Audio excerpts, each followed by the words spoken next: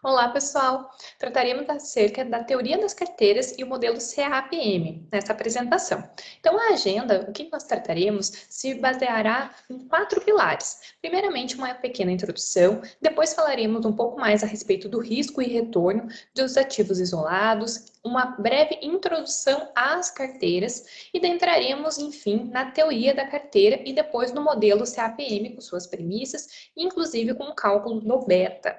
Tá? Então, iniciando, né? Estamos no mestrado profissional e toda a nossa estrutura se baseia nas decisões. E aqui nós falaremos a respeito das decisões financeiras. Então, num cenário que nós temos incerteza, todas as decisões precisam ser baseadas em algo. E dentro das decisões financeiras, geralmente é feito um balanceamento entre risco e retorno. Mas a gente tem que ter em mente que a incerteza, quando ela é quantificada a uma certa probabilidade, nós estamos falando de risco. Então, nós precisamos ter isso em mente para conseguir acompanhar melhor o raciocínio dos teóricos por trás da teoria das carteiras e do modelo CAPM. Então, sempre nós teremos, de um lado, o retorno, mas também nós teremos o risco. E sempre aquela premissa de que se nós temos um maior risco, nós esperaremos um maior retorno. E com isso, a gente tem a ideia do retorno. Vamos iniciar por ele, né? Então, o Asaf Neto até traz, e outros autores, a respeito do retorno. Como que a gente calcula esse retorno? Então, a fórmula básica que nós temos, a gente tem o ganho de capital no nosso numerador e o preço antigo, preço anterior, o T-1, no nosso denominador. Então, o que nós analisamos aqui? Nós temos um preço de um título específico, vamos considerar as ações. Nós temos o preço no instante T, ou seja, vamos considerar hoje, e nós temos o preço dessa mesma ação na semana passada, no ano passado, e nós fazemos a diferença, a subtração disso, e nós conseguiremos visualizar o ganho de capital. Então, se eu comprei uma ação ontem por R$10 e hoje ela custa 11, o meu ganho de capital foi 1, tá? Fazendo essa divisão, eu vou conseguir analisar, mensurar qual que foi o meu ganho de capital. Contudo, há um interessante acréscimo que a gente coloca aqui o fluxo de caixa. O que seria esse fluxo de caixa? Seria tudo que a gente ganhou ao longo do período que nós ficamos com aquele ativo em carteira. Nós ficamos com aquele ativo. Então, se eu comprei uma ação e ao longo do último ano ela me retornou, por exemplo, dividendos, eu tenho que incluí-lo aqui na conta para conseguir verificar qual que foi, de fato, o meu retorno sobre aquele investimento. Então, aqui nós temos um pequeno exemplo bem simples a respeito desse retorno, considerando um fluxo de caixa, né? Então, vamos considerar que eu tenho um preço inicial de R$ 27,50, um preço final de R$ 35,00 e tive o dividendo de R$ 1,10. Fazendo as contas, então, fazendo a subtração do preço anterior com o preço atual, somando com o meu fluxo de caixa e dividindo tudo isso pelo meu preço anterior, eu vou chegar aqui em aproximadamente 31% de retorno nesse exemplo, ok? Com isso, começa a compreender um pouco melhor acerca de todas as variáveis que podem ter dentro do retorno. Então, o que está por trás, né? Então, aqui eu trago um pequeno gráfico para vocês, em que no eixo das abscissas eu vou ter a minha linha do tempo, no meu eixo das ordenadas eu vou ter o meu retorno, ok? Aqui eu nem coloquei valores, mas vamos considerar que quanto mais alto, maior o meu retorno, e aqui quanto mais à direita, mais longe no tempo, né? Mais passou o tempo. Então, vamos considerar aqui que nós temos 3 ativos. Nós temos o ativo vermelho, o verde e o azul. Aqui, olhando, qual seria, eu olhando apenas para o retorno, qual que seria a melhor opção? Seria a linha azul, o retorno azul, porque ele está mais alto aqui no longo do tempo, então hoje ele está valendo mais do que o ativo em vermelho, por exemplo. Só que, será que numa análise de investimentos, financiamentos que nós temos, numa análise financeira, nós precisamos olhar somente o ponto final, o ponto de chegada, o momento que está hoje, o que nós precisamos analisar?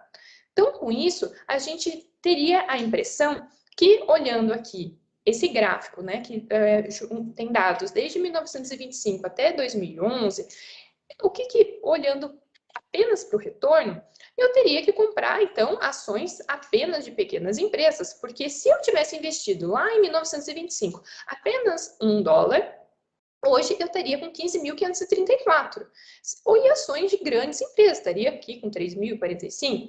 Então, isso quer dizer que seria muito melhor ficar com esses tipos de ativo do que esses daqui, por exemplo, letras do Tesouro, né? Se eu considerar apenas o ponto final.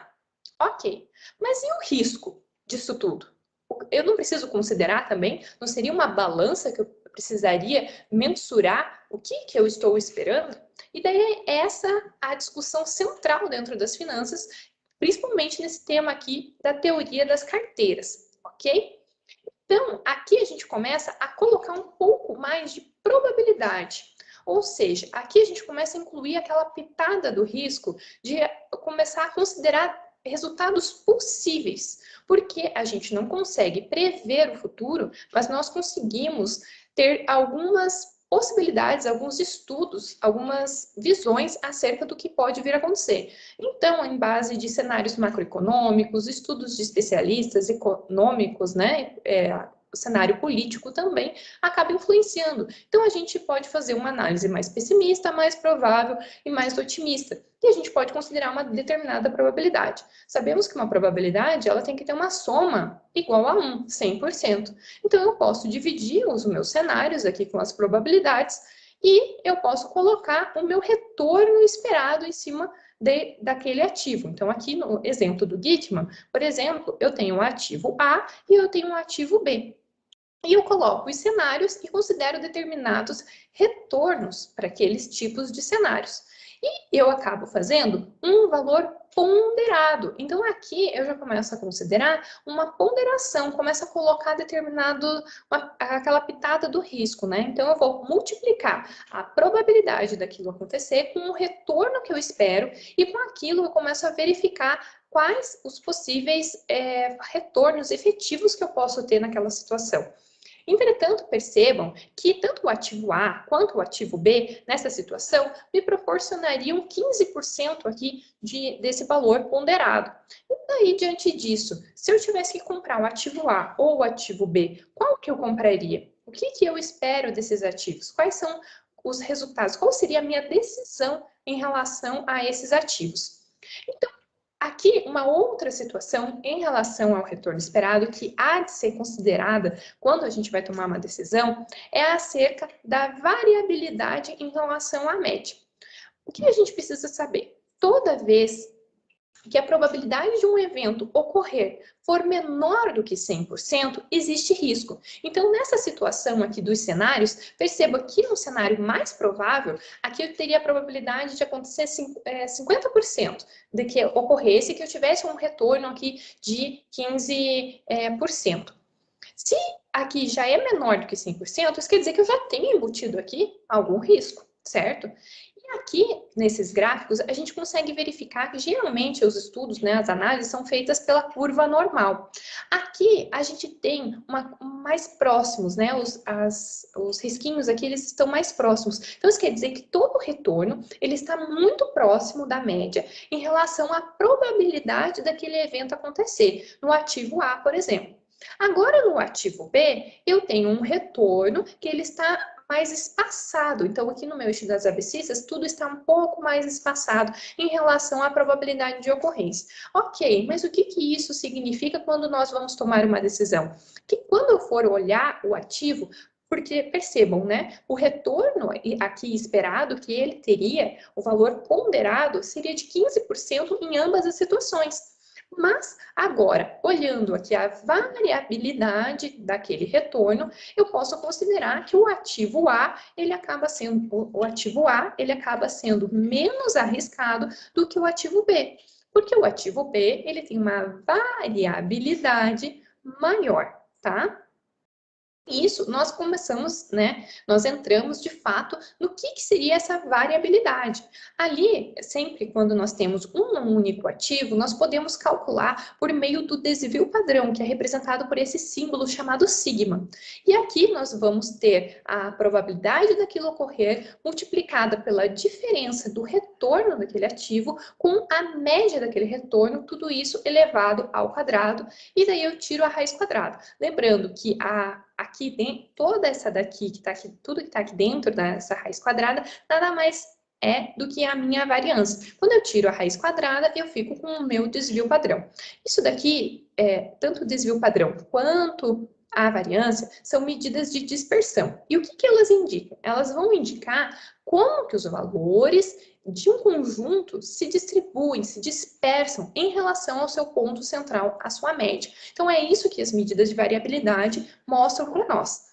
Aqui, nós temos um exemplo utilizando o sigma, né, as distâncias em sigmas em relação à média do retorno de ações, considerando as probabilidades. Então, aqui no centro tem uma curva normal, que é essa curva em formato de sino, e aqui no meio eu vou ter a minha média, né? E conforme eu vou me afastando da média, perceba que vai diminuindo aqui o retorno das ações de um lado e também pode ir aumentando aqui para o lado direito. Então, isso daqui demonstra qual que é a variabilidade que um ativo pode ter. Por isso, quando nós estamos analisando um ativo em específico, é importante que nós façamos essa conta do desvio padrão para verificar se a minha escolha ela vai estar ponderada apenas no retorno ou eu posso mesclá-la com a variabilidade que aconteceu ao longo do tempo. Porque se eu coloco uma pitada de probabilidade de pode cair ou se pode aumentar, eu estou enfrentando um risco com o meu capital. E nós queremos cada vez menos, correr menos risco, ter um retorno maior.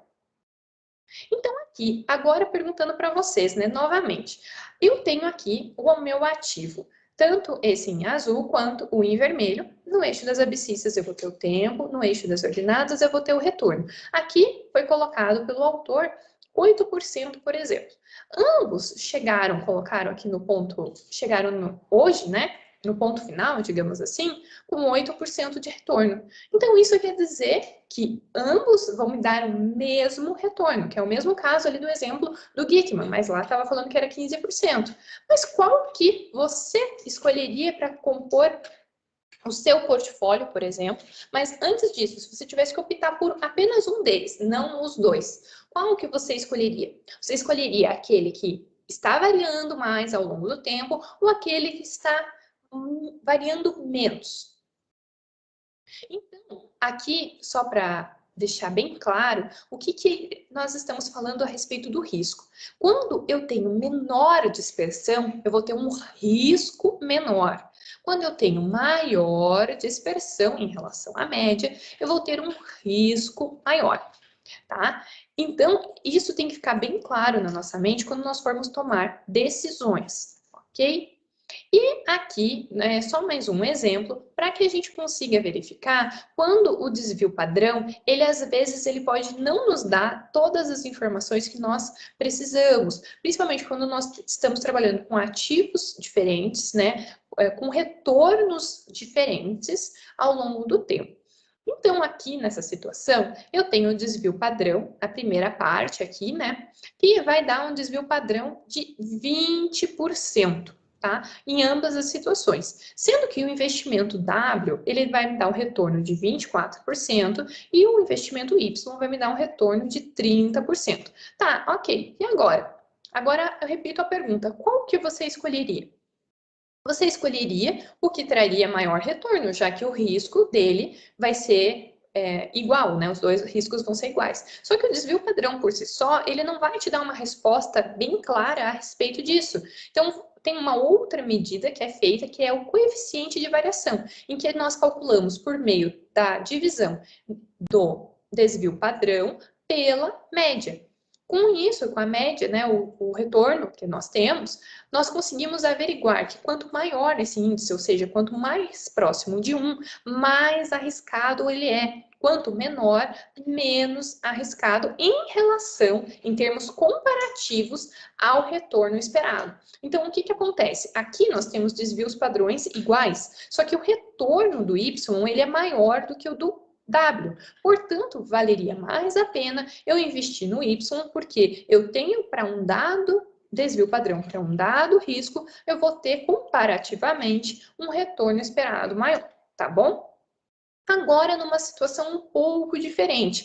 Agora eu tenho desvios padrões diferentes, tá? Em que o desvio padrão do ativo Y, ele é maior do que o investimento W. Contudo, percebam que o retorno esperado de Y também vai ser maior do que o retorno esperado de W. Isso é até mostrado aqui no nosso coeficiente de variação, que o coeficiente de variação de Y, ele vai ser maior, tá? Então, o que isso daqui nos leva? Qual decisão que seria a melhor? Depende.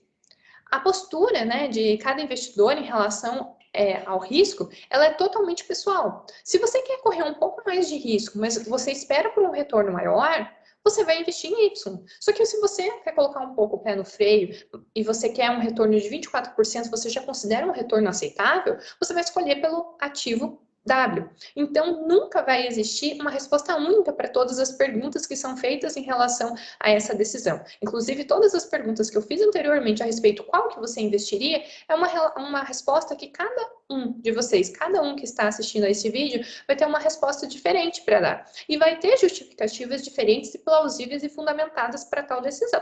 Tá?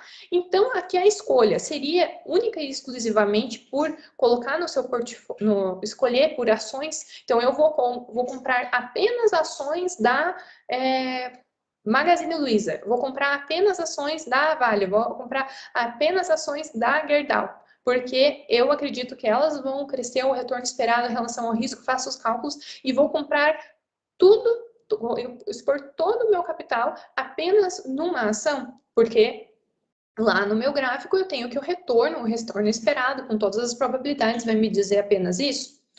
Você pode fazer o que você quiser com o seu dinheiro e todos nós sabemos que a resposta para essas perguntas podem ser diferentes e muito bem fundamentadas. Contudo, vocês já ouviram falar de que se você coloca todos os ovos numa única cesta, você tropeça, você cai, você vai quebrar todos os ovos de uma vez. Em palavras mais simples, você vai ficar desesperado de abrir o seu home broker ou abrir a página da sua corretora, do seu banco, e verificar que não existe mais nada por causa de alguma crise em relação ao petróleo, por exemplo, que aconteceu, alguma crise, né, relacionada aos combustíveis que pode ter afetado as expectativas em relação àquele ativo.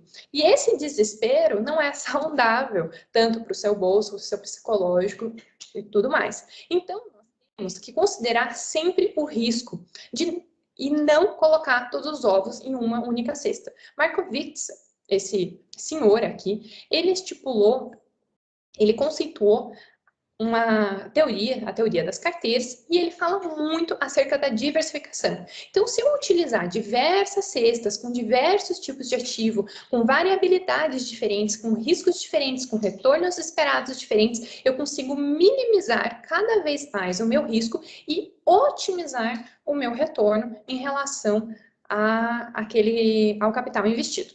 Então, o que nós temos? Nós temos esse senhor, que é o Markowitz, e ele vai teorizar, portanto, né, a carteira, o portfólio. Então, até agora, nós fizemos uma análise individual de determinados ativos e começamos a fazer algumas comparações, né, em relação a um ao outro, qual escolha, se eu escolho o ativo A ou ativo B. Mas aqui a gente começa, então, a entender que existem subdivisões nessa análise. Então, eu vou ter análise de títulos, análise de carteiras e seleção de carteiras. Então, vamos ver o que diz essa teoria do portfólio do Markowitz. A gente vai começar a entender os fundamentos que são aplicados para o desempenho esperado de alguns títulos, que foi o que nós viemos mencionando até agora. Aí a gente vai ter um valor intrínseco, que ele vai ser obtido pelos fluxos futuros esperados de rendimentos de caixa, descontados a uma taxa de atratividade definida pelo investidor, tá? E essa taxa de desconto, ela vai ser exigida que é exigida, né, pelo investidor, ela vai embutir uma parcela de remuneração pelo risco do ativo e outra referente a uma operação classificada como sem risco. Então, por exemplo, aquelas operações que nós temos aqui no Brasil da taxa Selic, por exemplo, que nós podemos chamar de investimentos com a taxa básica que não existiriam riscos, né? Então, depois a gente passaria aqui para a análise das carteiras, que vai envolver as projeções do retorno esperado e risco conjunto dos ativos considerados, tá? Nessa fase, é utilizado um instrumental financeiro técnico de avaliação que tem por base os valores determinados na primeira análise dos títulos. Então, eu vou analisar os títulos, aí eu vou fazer uma análise das composições que eu posso ter, enfim, eu vou selecionar as carteiras. O que é o quê? Identificar, propriamente dito, qual que vai ser a melhor combinação possível, tá? De ativos e que eu vou obedecer às preferências do investidor com relação ao risco e ao retorno esperados. Então, entre as inúmeras carteiras que podem ser formadas, que nós veremos até que existem inúmeras, infinitas que podem existir, vai ser selecionada aquela que vai maximizar o grau de satisfação, tá? Então, a gente vai ver quais as variáveis que vão influenciar esse modelo para a gente buscar uma carteira mais ótima, vamos dizer, que satisfaça mais. Então, aqui a gente começa a entender que o risco de um ativo que nós estávamos vendo, que até era medida pelo desvio padrão, lembram-se? Essa medida não é que nós vamos isolá-la aqui e ela não serve para nada. Só que quando nós estamos analisando diversos ativos em conjunto, essa medida, esse grau de mensurar a dispersão em relação à média não vai ser tão vantajosa para nós. Tem uma medida um pouco mais acurada que vai incluir uma outra variável que nós já vamos falar a respeito, tá? Então, só para deixar aqui reforçar bem, o risco de um ativo medido isoladamente, ele vai se tornar diferente quando esse ativo está incluído em uma carteira. Tá? Então, o que é uma carteira? Quando você vai acabar colocando vários ativos dentro daquela composição esperando um determinado retorno, tá bom? E então, aqui nós temos, de novo, um exemplo entre o ativo X e o ativo Y. Nós vamos ter uma carteira composta, o que vai totalizar 100%, e eu vou ter uma participação aqui que pode ser 50%, com 50%, 40%, com 60%, tá? E eu vou ter um retorno esperado, tá? E o que é esse retorno? A gente precisa ter bem claro, o retorno esperado de uma carteira ele vai ser a média ponderada dos retornos esperados dos títulos individuais. Isso daqui não muda em relação ao que nós víamos anteriormente. Então, vai ser a média ponderada dos retornos esperados dos ativos individuais. Então, eu consigo ter os retornos individuais, somá-los e fazer a média deles e eu vou ter o retorno esperado da minha carteira. Contudo, todavia, o risco individual dos meus ativos vão ser diferentes do risco da minha carteira. Então, eu não posso simplesmente vir aqui e fazer uma média dos meus desvios padrões individuais e falar que a minha carteira está com tal risco. Não posso. Então, o Markowitz, ele desenvolveu essa fórmula composta pelo quê? Nós vamos ter a participação do meu ativo multiplicado pelo desvio padrão daquele ativo individualmente. Isso eu vou fazer, por exemplo, quando eu tenho dois ativos, ok? Então, eu estou trabalhando com o ativo X e o ativo Y. Conforme eu vou aumentando, vai aumentando essa fórmula aqui para a lateral. Então, eu vou fazer, então, a participação do ativo X multiplicado pelo desvio padrão. Tudo isso daqui né, ao quadrado de X. Vou somar com a participação do ativo Y, multiplicar pelo seu desvio padrão ao quadrado, mais duas vezes a participação de X multiplicada pela participação de Y, multiplicado pela covariância de X e Y, e eu consigo, de tudo isso, eu vou tirar aqui a raiz quadrada, que é elevar a 1 meio. O que então seria o diferencial aqui na teoria do portfólio? Seria exatamente essa covariância. Essa covariância nós também podemos chamar aqui de correlação, tá? Eu vou chamar de correlação E dentro da correlação, existem três principais formas que nós podemos analisá-la, né? Então, a gente vai ter a perfeita correlação positiva, a perfeita correlação negativa, a correlação zero. Então, percebam aqui, acompanhem comigo, por gentileza. No eixo das ordenadas, então, padronizamos que nós temos os retornos, e no eixo das abscissas, aqui na horizontal, nós padronizamos que nós temos o tempo, ok? Então, aqui eu tenho no instante zero que ambos os ativos, então, tanto o amarelinho aqui quanto o pretinho, que eles estão chamando aqui de título A e título B, nós podemos iniciar do mesmo ponto de partida, tá? Então, perceba o que acontece quando o ativo B está subindo, o ativo A aqui também está subindo. Quando o ativo B começa a descer, o ativo A também começa a descer. E perceba que ambos estão fazendo esse mesmo movimento. Quando um sobe, o outro sobe. Quando o outro desce também. Então, isso quer dizer que eles estão andando juntos. Então, isso dentro das ações, por exemplo, a gente percebe muito em setores empresas do mesmo setor. Então, quando nós temos empresas que estão, por exemplo, no ramo lá de varejo. Sempre quando acontece alguma coisa relacionada que afete o setor de varejo como um todo, vocês podem perceber que o gráfico dessas ações parece muito. Então, quando uma está crescendo, a outra também está crescendo. Agora, nós temos a perfeita correlação negativa. Essa perfeita correlação negativa é o que nós esperamos dos nossos títulos, para que nós atinjamos maior diversificação na nossa carteira. Então, perceba que ambos aqui, o ativo A e o ativo B, eles partiram do mesmo ponto. Entretanto, quando o ativo A está subindo, o que acontece com o ativo B? Ele começa a descer. Quando o ativo B começa a subir, começa a descer o ativo A. Então, eles começam a fazer movimentos totalmente diferentes. Aqui, vocês conseguem ver bem claramente que eles são inversos. Então, isso quer dizer que é uma correlação perfeitamente negativa. Gente, para isso acontecer, tanto a situação aqui da positiva quanto da negativa, isso é muito difícil de acontecer na prática, tá? Perfeitamente negativa, positiva, é muito difícil de ocorrer. Entretanto, nós buscamos sempre o mais próximo disso. Então, se nós já temos uma correlação que seja negativa, isso já acaba sendo benéfico conforme a teoria da carteira, tá? Agora, uma correlação zero aqui. O que seria isso? É quando um ativo não tem nada a ver com o outro. Então, perceba aqui que eu tenho o ativo A, que ele é muito mais rápido na sua variação do que o ativo B. O ativo B, ele demora, vamos dizer, para reagir a determinados acontecimentos. Por exemplo, vamos dizer que tivesse um acontecimento aqui no meio do caminho e que fizesse com que a gente tivesse que analisar para ver o que está acontecendo, né? O ativo B, ele demora um pouco mais para reagir. Então, aqui a gente chamaria correlação zero. Um não tem nada a ver com o outro, não acontece, não tem nenhuma relação entre os ativos, tá? Então, aqui a gente tem um exemplo que, a respeito justamente aqui da diversificação, que o Markowitz, ele diz que quando você tem a diversificação e você consegue selecionar ativos que cheguem a uma correlação perfeita, negativa, tá? Que é essa que a gente acabou de ver, que quando um sobe, o outro desce, a gente vai estar eliminando todo o risco da carteira.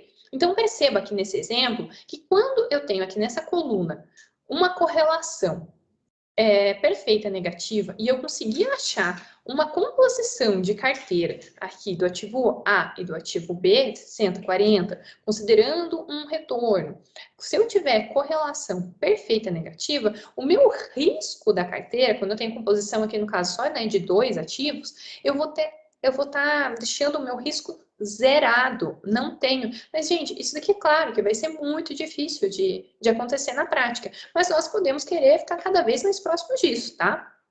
Quando eu tenho uma correlação perfeita negativa, perceba que elas estão andando juntas, mas eu não posso dizer que eu tenho diversificação na minha carteira quando isso acontece. Eu começo a ter diversificação a partir do momento que eu tenho uma correlação negativa, tá? Ou mais baixa.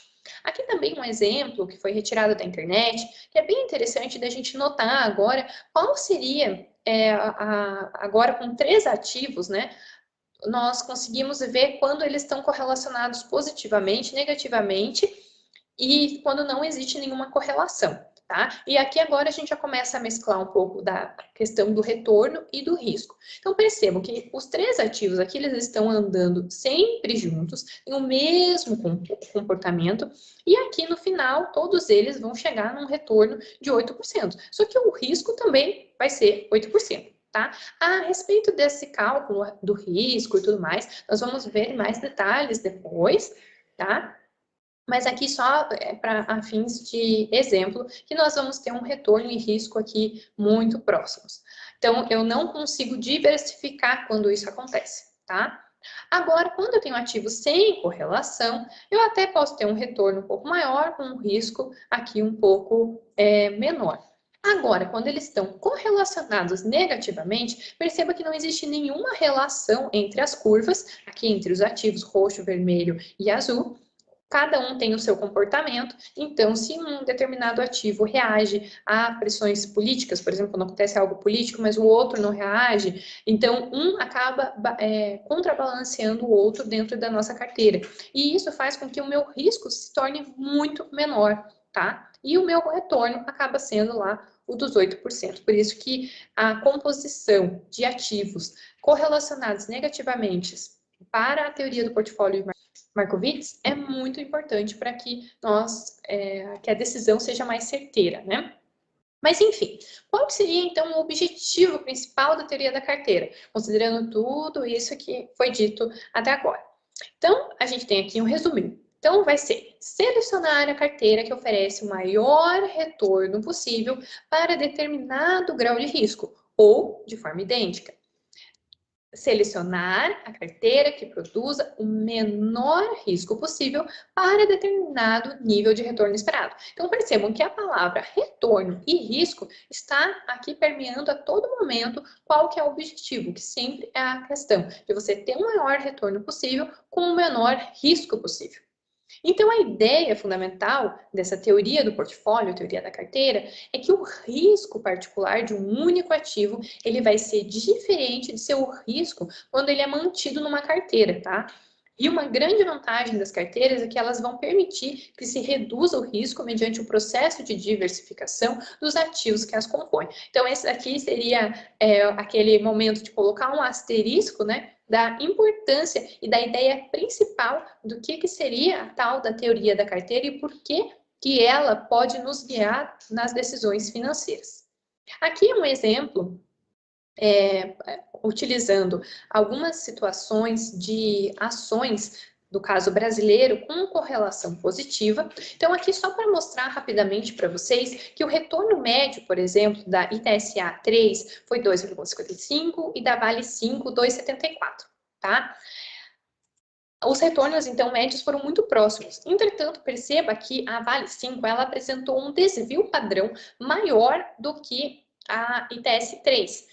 E a correlação entre eles é quase que perfeitamente positiva, ou seja, tem uma correlação muito forte entre os dois ativos. E isso daqui mostra que se quando a gente tem uma correlação, lembra o que acontece? Quanto mais próximo de a correlação, menor a minha diversificação da carteira. E a gente pode ver isso daqui, esse desvio padrão, tá? Ele foi calculado da forma do Markowitz, em que eu considero a correlação, e vocês podem perceber que o desvio padrão calculado pela teoria do portfólio, apesar que aqui a gente só está considerando dois ativos, mas já dá para visualizar isso. Ele é muito próximo da média dos desvios padrões, considerando as proporções da carteira. Tá, e o que isso significa? Isso significa que não está tendo tanta diversificação na minha carteira. Então, perceba que a carteira ela é muito pouco diversificada quando eu escolho dois ativos que possuem uma correlação positiva. Agora, um outro exemplo um pouco diferente. Agora, eu tenho uma situação que eu tenho uma correlação negativa. Tá? Então, apesar que eu tenho um ativo aqui, a Light 3, ela tem um desvio padrão individual maior do que a Leve 4, considerando aqui os retornos, eu tenho uma correlação negativa. Então, com isso, o que começa a acontecer? Vamos olhar aqui o desvio padrão calculado a partir da teoria da carteira, né? Aqui tem até a fórmula, caso vocês queiram replicar aí no computador de vocês. Mas nós temos aqui, então, nós temos que o desvio padrão calculado, ele vai ser menor do que a média dos desvios padrões.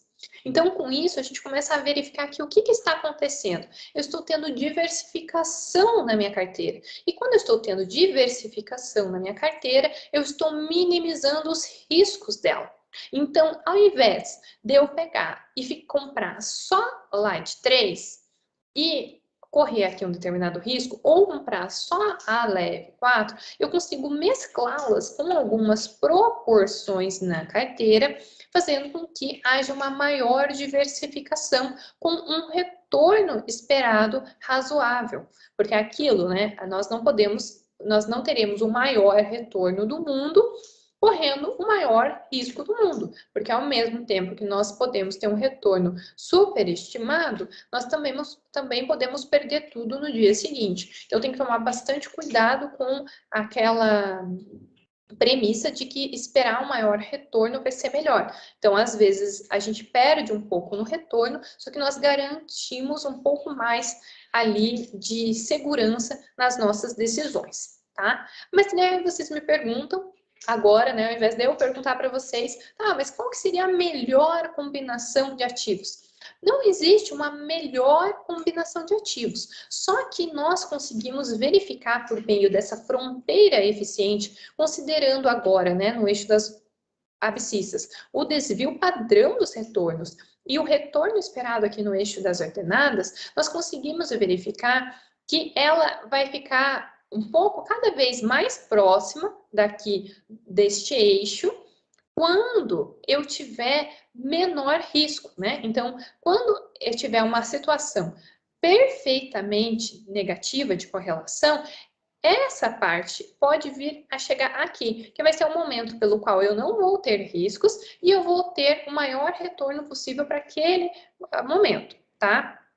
Aqui eu tenho uma situação que eu tenho a fronteira eficiente. Então, até aquela situação de que tudo que está aqui em cima dessa linha seria as possibilidades boas, né, e eficientes para que eu possa compor a minha carteira de ativos. Aqui eu tenho, por exemplo, a carteira de variância mínima, ou seja, ela está mais aqui para cá, para o lado esquerdo, mais perto aqui da origem, né? Então, essa daqui seria a variância mínima para um dado nível de risco, tá? Aqui eu tenho diversos ativos que podem compor essa ação. E aqui eu vou ter um retorno esperado, que a ARF seria a taxa livre de risco, né? E aqui o risco que está sendo mensurado ainda pelo desvio padrão, porque eu estou analisando individualmente, tá? Essa curva aqui, a CML, também vai ser analisada daqui a pouquinho já pelo Thiago, vai mostrar para vocês. Mas aqui, só a título de exemplificação, existem diversas formas que eu posso comprar. E conforme eu vou avançando aqui, eu vou aumentando o meu risco. E o que começa a acontecer? O meu prêmio pelo risco passa a ter que ser um pouco maior, tá?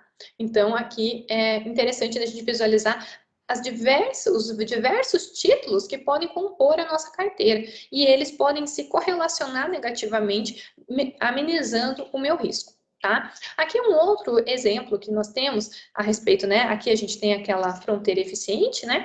E aqui nós temos as carteiras possíveis, né? Elas são infinitas. As combinações que nós podemos ter, as proporções de carteiras que nós podemos ter, elas vão ser infinitas, tá? Mas nós sempre precisamos ponderar e verificar o que é melhor para o meu perfil. Pessoalmente, o que eu prefiro? Correr um pouco mais de risco e poder ter um retorno maior, ou correr menos risco e ter um retorno um pouco menor, tá? Aqui a gente tem também um exemplo da fronteira eficiente aqui no Brasil. Percebam que aqui nós temos a nossa taxa livre de risco, que a gente pode visualizar como aquela que eu até havia comentado, né? Que cada vez ela não vai apresentar risco. Então, ela sempre vai estar aqui grudadinha no meu eixo das ordenadas. Aqui nós vamos ter a fronteira eficiente, então é onde eu posso colocar, né, as combinações das minhas carteiras. E aqui eu posso verificar as ações. Então, nós vamos ter diversos títulos, né, diversos papéis que eles podem apresentar mais risco e aqui, ó, por exemplo, mais risco com maior retorno, ou eu posso ter menos retorno, um pouquinho menos de retorno com um dado nível de risco. Então, esse daqui vocês podem consultar também no livro do Ross e companhia, que tem bastante informação a respeito aqui desse caso específico aqui da fronteira eficiente no Brasil, tá? Mas ainda só para ressaltar ainda mais a respeito do risco, nós temos uma diferença muito importante dentro dessa teoria da carteira, que a gente está sempre ponderando a respeito do risco e do retorno, né? Mas todo esse risco que nós estamos analisando é um tipo de risco, tá? Porque nós temos dois tipos e outros, né? Que a gente pode considerar risco de liquidez e tudo mais. Mas aqui a gente está falando da questão mais sistêmica, então nós temos o risco sistemático e o risco não sistemático. Então, o risco sistemático, ele é qualquer risco que influencia um grande número de ativos, cada um em maior ou menor grau. O risco não sistemático, ele vai ser aquele que afeta um único ativo ou um pequeno grupo de ativos. Então, o que acontece? Nós sempre vamos ter um determinado risco, que é o chamado risco sistemático, que não tem como ser eliminado. Não vai ter como combinação possível das carteiras que vai fazer com que esse risco aqui, ele seja amenizado. Então, eu já considero, eu já parto do ponto daqui, de que esse risco aqui eu não tenho como mensurá-lo, eu não tenho como amenizá-lo, tá?